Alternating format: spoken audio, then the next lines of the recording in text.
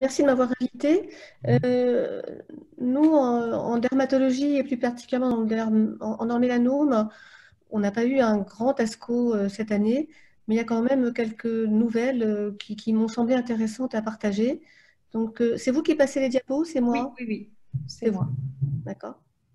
Donc, je vais commencer par une actualisation des données des trois essais adjuvants récents qui ont amené aux AMM adjuvantes que vous connaissez dans le mélanome, à savoir les deux immunothérapies, pembrolizumab, nivolumab, et l'association de thérapie ciblée d'abrafenib, trametinib. Donc, on a une actualisation des données pour la thérapie ciblée et pour l'essai pembrolizumab. Tout d'abord, avec les thérapies ciblées. Donc, actualisation avec données à 5 ans de l'étude Combi-AD, diapo. Donc, essai randomisé de phase 3 qui incluait des patients atteints de mélanome stade 3, avec donc atteinte ganglionnaire, euh, tous BRAF mutés, pour recevoir, donc avec une randomisation 1 pour 1, soit la thérapie ciblée d'abrafenib, trametinib, à la dose recommandée en traitement métastatique, ou leur placebo. Et donc, on a déjà eu les données, en fait, les premières données, les données actualisées. Là, on a donc des données à 5 ans en survie sans rechute et en survie sans métastase à distance. Diapositive suivante. Avec donc ces courbes sur la survie sans rechute. Vous voyez, en fait, ce qui est frappant, c'est que les courbes restent séparées. Alors, on a perdu, je dirais, en séparation, entre guillemets, entre la courbe traitée en vert par thérapie ciblée et le bras placebo par rapport au tout début du traitement. Mais quand on regarde finalement les données à 48 mois et à 60 mois, donc 4 ans, 5 ans, on a l'impression que le différentiel se maintient et qu'on n'est pas, ou pas encore en tout cas, en train d'avoir des courbes qui se rejoignent en banane, si je puis dire. Donc ça, c'est des données importantes quand on connaît la littérature, je dirais, sur les thérapies ciblées en métastatique. Et donc, on peut retenir le chiffre de 52% de survie sans récidive à 5 ans pour les patients traités, avec un hazard ratio à 0,51. Donc, on maintient finalement une réduction par 2 du risque de rechute. Diapositive qui montre que ce bénéfice, on l'obtient dans tous les sous-groupes qui ont été considérés, donc que l'on regarde le type de mutation, donc les mutations V600E sont plus fréquentes, que l'on prenne l'âge en considération, ou surtout que l'on regarde les sous-groupes de stade 3, et notamment micrométastase ou macrométastase. Même si les effectifs dans les groupes stade 3A sont évidemment moins importants. Diapositive suivante. Donc, l'actualisation des données de survie sans métastase à distance, avec là encore des courbes qui ont l'air d'avoir atteint un plateau. C'est pas vraiment un plateau parce qu'on perd quelques pourcents, je dirais, finalement, dans chacun des bras. Ce qui me paraît important, moi, c'est le différentiel qui a l'air de tenir. Diapositive suivante. Donc ça, c'était pour l'actualisation des données thérapie ciblée. Et je voudrais qu'on passe maintenant à l'actualisation des données avec le pembrolizumab en adjuvant. Donc là encore, essai de phase 3, randomisant des patients atteints de mélanome avec atteinte ganglionnaire, donc des stades 3, randomisation 1 pour recevoir le pembrolizumab en flat dose de 100 mg toutes les 3 semaines pendant 1 an. Je pense que j'ai oublié de donner la durée du traitement pour l'essai précédent, c'était 1 an également, versus le placebo pendant 1 an. Cet essai est en crossover avec même la possibilité dans le bras pembrolizumab, avec en fait la possibilité de faire un crossover pardon, pour le pembrolizumab.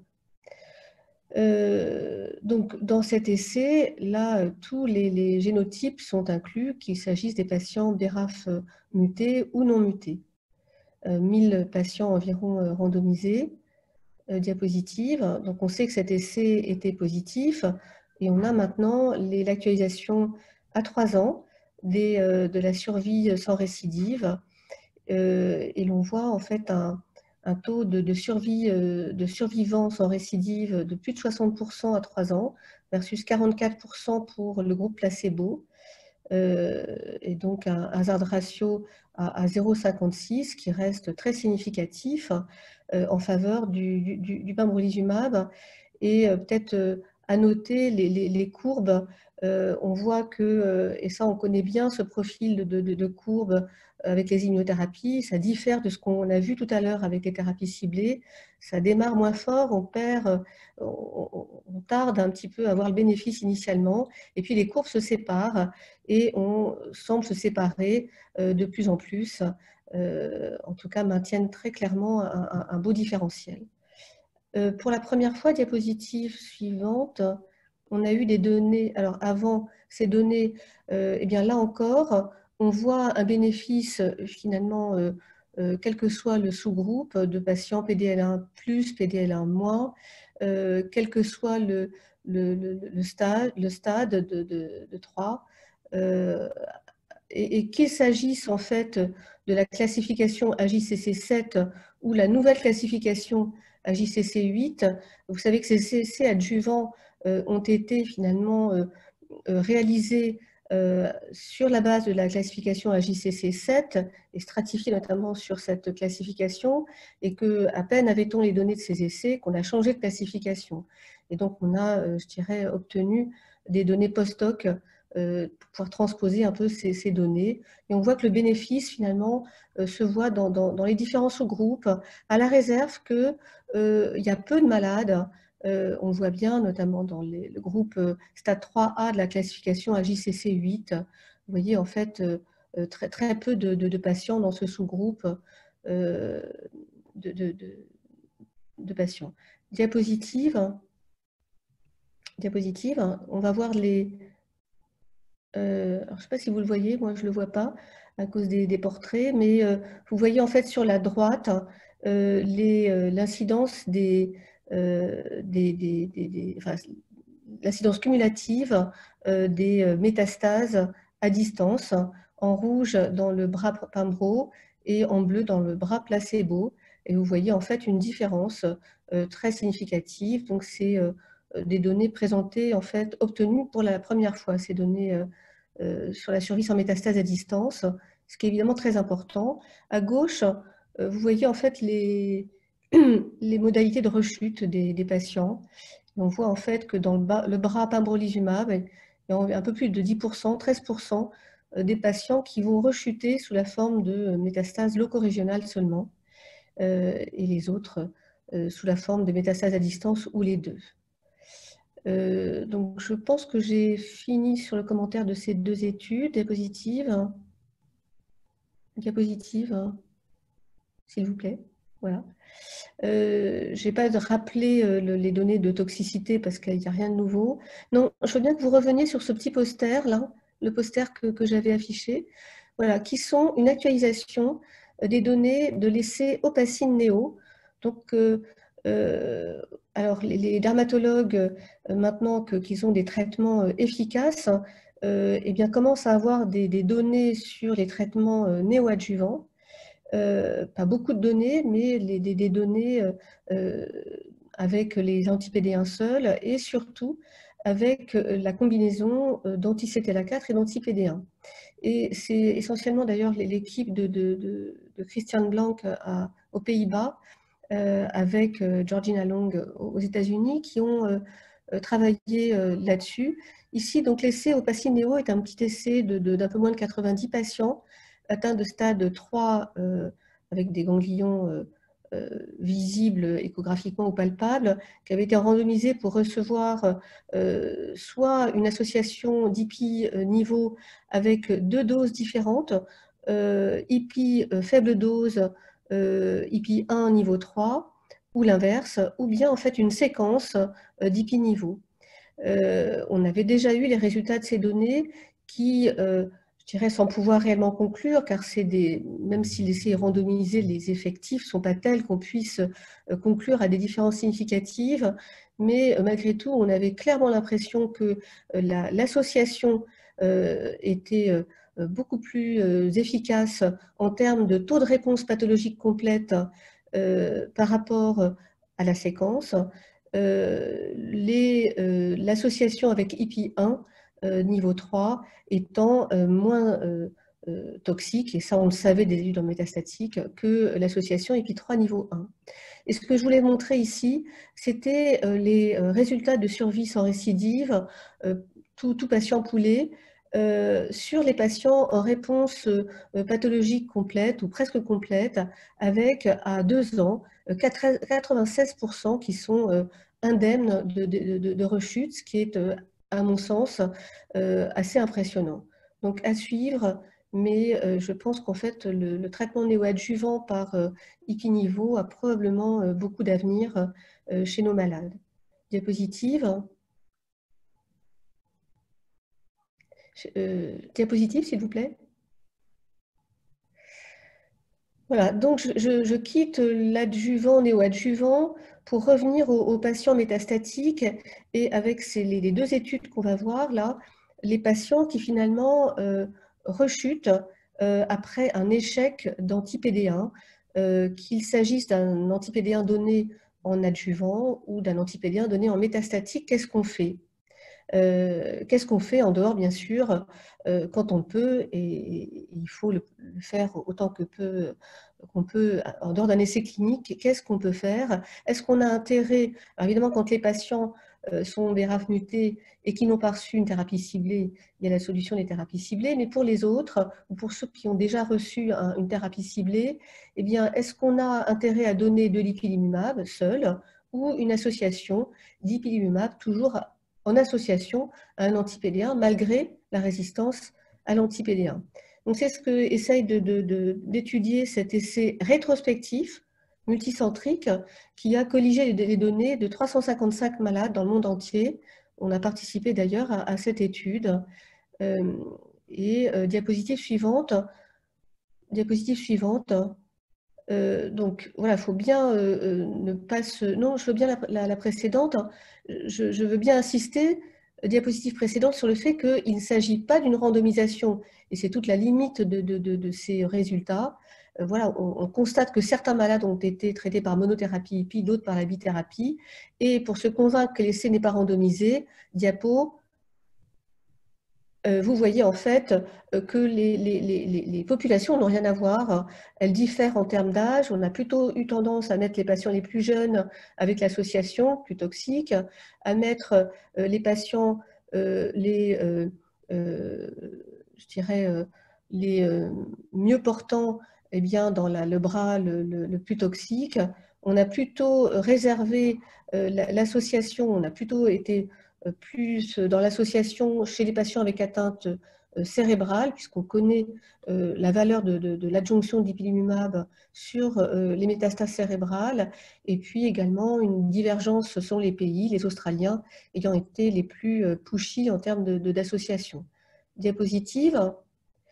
En tout cas, même si les bras sont évidemment difficiles à comparer, eh bien, on fait avec ce qu'on a et on voit que le taux de réponse est de 32% dans le bras association, donc je répète, sur des patients en résistance aux anti-PD1, versus 13% dans le bras IPI, ce qui est significatif, mais pas du tout ajusté sur toutes les variables pronostiques que l'on vient de voir. En termes de durée de réponse, là aussi, les résultats l'emportent en faveur de l'association. Diapositive.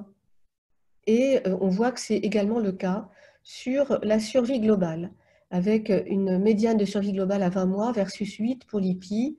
Là encore, hautement significatif, mais interprétation, je dirais, à pondérer avec le fait que c'est une étude rétrospective. On n'a pas utilisé, il n'y avait pas assez de patients, des scores de propension pour essayer d'équilibrer un peu tout ça. Diapositive suivante. En termes de toxicité, là, ce n'est pas inintéressant aussi. c'est que finalement, on aurait pu s'attendre à beaucoup plus de toxicité. Et moi, j'aurais parié pour beaucoup plus de toxicité, même en deuxième ligne avec l'association. Eh bien non, il y a 30% de toxicité de grade 3-4 dans les deux bras. Donc finalement, c'est un régime toxique dans les deux bras. Il faut bien entendu le réserver à des patients chez qui vous gardez une espérance de survie quand même d'au moins 6 mois, sinon c'est un peu cruel d'aller imposer tout ça à nos malades. Mais pour le coup, et avec les données qu'on a déjà dans la littérature et celles que je vais vous montrer dans un instant, moi maintenant je suis assez convaincue que pour les patients avec un état général assez conservé, je privilégierais l'association IPI-Niveau en rescue, hors protocole. Diapositive. Voilà. Et donc, cet essai-là, qui est un essai de phase 2, non randomisé, mais pour le coup, cette fois, un vrai essai prospectif, qui tente de répondre, enfin, en tout cas, d'évaluer l'intérêt de l'association ipilimumab à faible dose. Donc ici, on sort du contexte de l'AMM, donc 1 mg kilo, en association avec eh bien, le pembrolizumab, ce n'est pas le niveau ici, enfin d'ailleurs, ce n'était pas forcément le niveau tout à l'heure, mais avec cet autre antipédien qui est le pembro, diapositive. Et donc, essai clinique qui inclut des patients résistants aux antipédéens qui potentiellement ont eu une thérapie ciblée, dont la progression a été confirmée, qui ont pu avoir un traitement adjuvant. C'est parfois des patients qui sont progressifs en adjuvant. J'ai d'ailleurs eu un petit peu de mal à faire le décompte de tout ça. Ils peuvent avoir eu une maladie cérébrale et donc ils reçoivent, il n'y a pas de randomisation ici, tous les patients reçoivent Pembro, IPI, IPI 1 mg kilo pour 3 perfusions. Diapositive. Voilà les caractéristiques de la population. Pas trop de biais, donc on a une représentation très correcte des stades M1C, M1D, donc les plus graves. Une majorité de mélanomes cutanés, c'était attendu. Que 10% de mélanomes macro, vous savez que les mélanomes macro sont moins mutés, répondent moins bien aux immunothérapies, il y en a peu dans cette étude. Il y a 19% de patients en progression qui ont été traités en adjuvant par antipédéen. Environ 30% de LDH élevé, c'est pas beaucoup, mais bon, c'est pas non plus trop biaisé. Des antécédents pour 10% de maladies métastatiques cérébrales, donc quand même une population sévère, et donc des patients pré-traités. Diapositive pour voir les résultats, s'il vous plaît. En termes de taux de réponse, eh bien, on a 27% de réponses en iréciste, avec 5 réponses complètes. Donc, vous voyez qu'on a finalement un taux de réponse sur cet essai prospectif qui est assez comparable à ce qu'on a pu voir en rétrospectif dans l'étude australienne. Une durée de réponse qui est de près de 20 mois, 18,5 mois, donc qui est quand même tout à fait intéressante. Diapositive, je ne sais plus si on a des données. On a des données de PFS et de survie globale, et une courbe de survie globale pour des patients pré-traités, parfois avec 2 lignes, parce que certains ont reçu à la fois antipédéens et des thérapies ciblées, qui est quand même, à mon avis, assez convaincante. Diapositive, est-ce que j'ai mis des données de toxicité? Oui. Vous voyez ici des données de toxicité avec 27% de toxicité grade 3-4. Donc je rappelle qu'on est à des doses faibles d'ipilimumab. Ça explique probablement quand même ce faible niveau de toxicité grade 3-4, puisque je vous rappelle quand même que dans les CEPIVO de IPI-Niveau à la dose IPI3, on était plutôt à 56% de toxicité grade 3-4. Donc, je pense que j'ai fini avec cette étude-là. Diapositive. Oui, voilà, voilà, vous dire que moi, je suis maintenant à peu près convaincue, malgré malgré le fait qu'on n'ait pas de bel essai randomisé prospectif qui me teste rescue Episol versus anti-CTLA4, anti-PD1, je suis à peu près convaincue quand même que chez les patients péchus, il faut faire la rescue avec la combi. Autre essai intéressant, même si ça n'est qu'une phase 2 avec un petit effectif, c'est, je dirais, plus générateur d'idées qu'autre chose, mais c'est intéressant. Une phase 2 qui évalue, alors toujours en métastatique, mais cette fois on revient à la première ligne, notre association IPI-Nivo, mais qu'on essaye en fait pour les malades qui ne vont pas progresser à 6 semaines, de limiter à 2 perfusions. Je veux bien la diapositive suivante, s'il vous plaît. Voilà. Donc, ces patients, donc mélanome avancé, non pré-traités, enfin non pré-traités, vous allez voir qu'il y en a 3 qui ont quand même reçu un anti-PD1 en adjuvant, si je me souviens bien, mais largement, pour la plupart, non pré-traités, reçoivent tous, initialement, 2 doses d'IPI-Nivo à la dose classique, donc IPI3, et ils font tous un scanner à 6 semaines d'évaluation. Et pour ceux dont la masse tumorale ne se majore pas, eh bien, on switch tout de suite à la maintenance par l'anti-PD1, nivolumab, au lieu de donner 2 perfusions supplémentaires d'IPI-Nivo.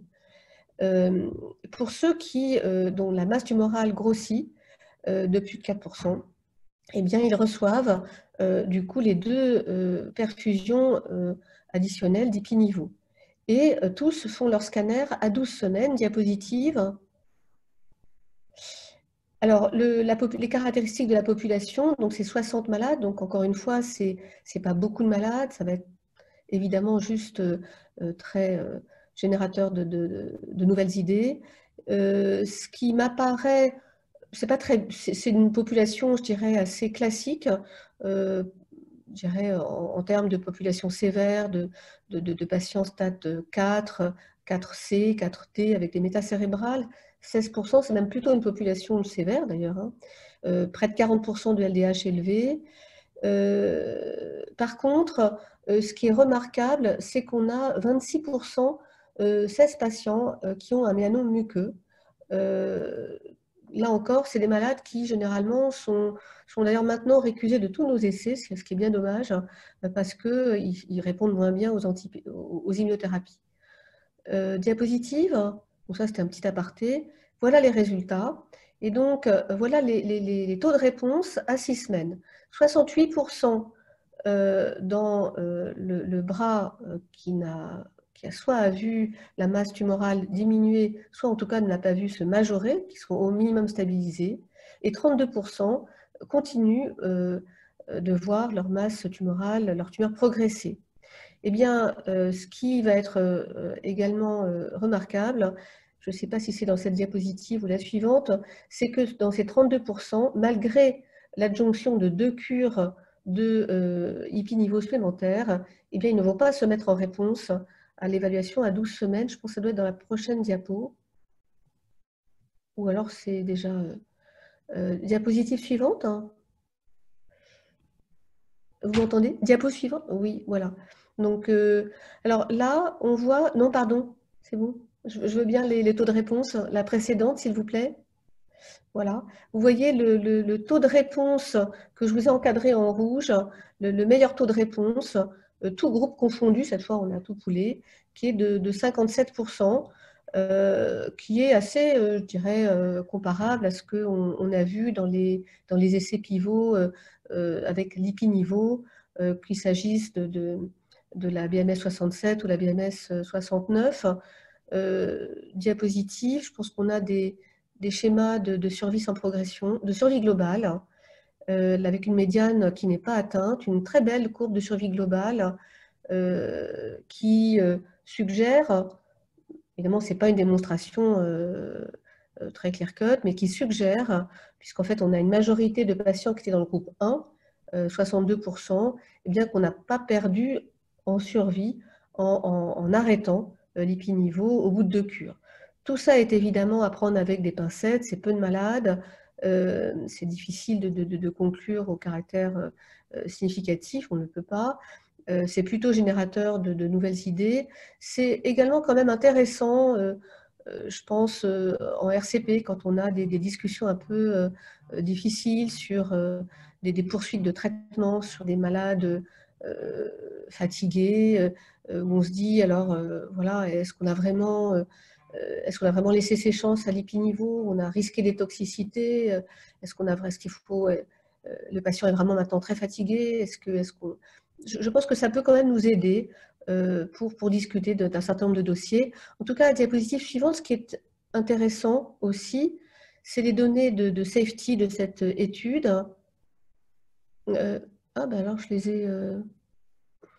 les données de safety de cette étude qui montraient en fait que eh bien, même si vous arrêtez dans le groupe 1, si je puis dire, l'association au bout de 2 cycles, eh bien, en fait, vous ne diminuez pas significativement la toxicité. Vous gardez en fait un pourcentage de toxicité grade 3-4, en gros, dans cette étude, très comparable à ce qu'on a avec 4-perf. Comme si finalement tout se jouait, l'efficacité, la toxicité. Il y a un petit paramètre d'immunomonitoring sur les T activés, et puis oui, les T activés, où on voit que dans les limites de cette petite étude d'un faible effectif, tout semble se jouer dans les 2 premières cures. Peut-être que tout se joue après une cure d'ailleurs, personne ne le sait. Diapositive suivante. Diapositive suivante.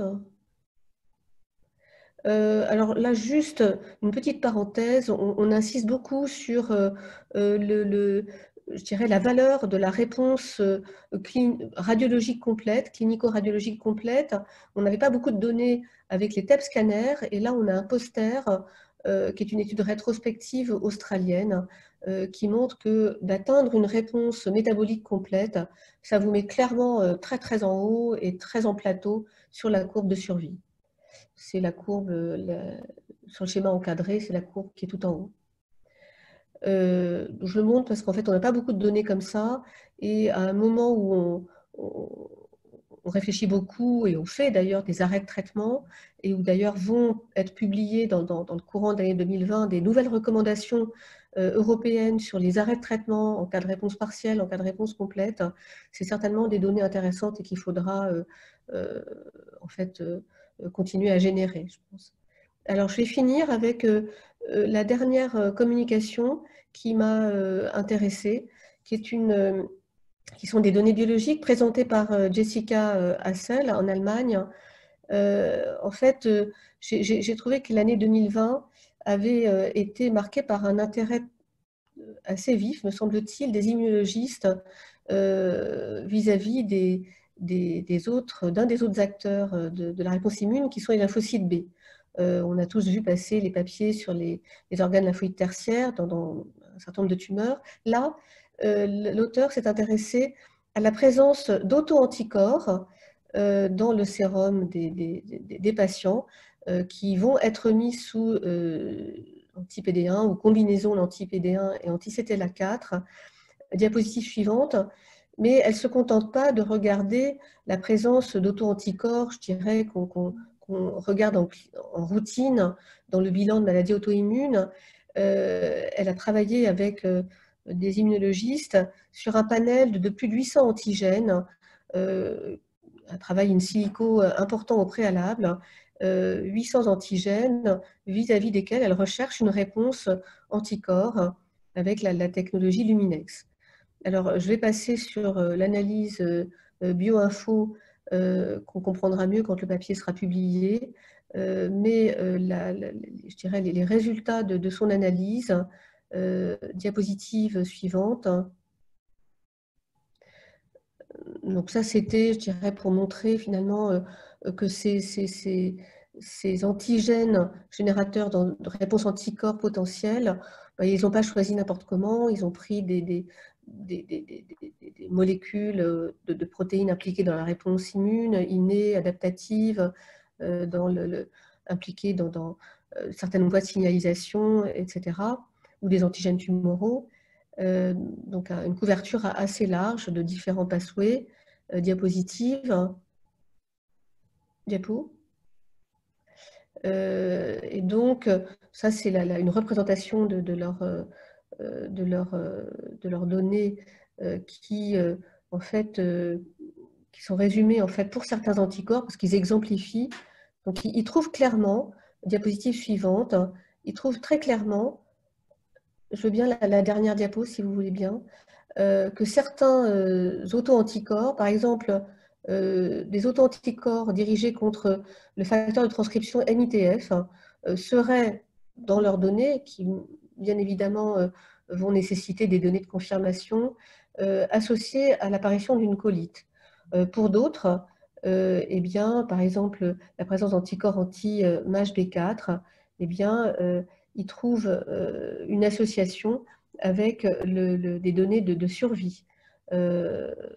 Augmentation en cas de présence avec la donnée augmentation de la survie en cas de présence de ces anticorps, à l'inverse des auto-anticorps dirigés contre FGFR1.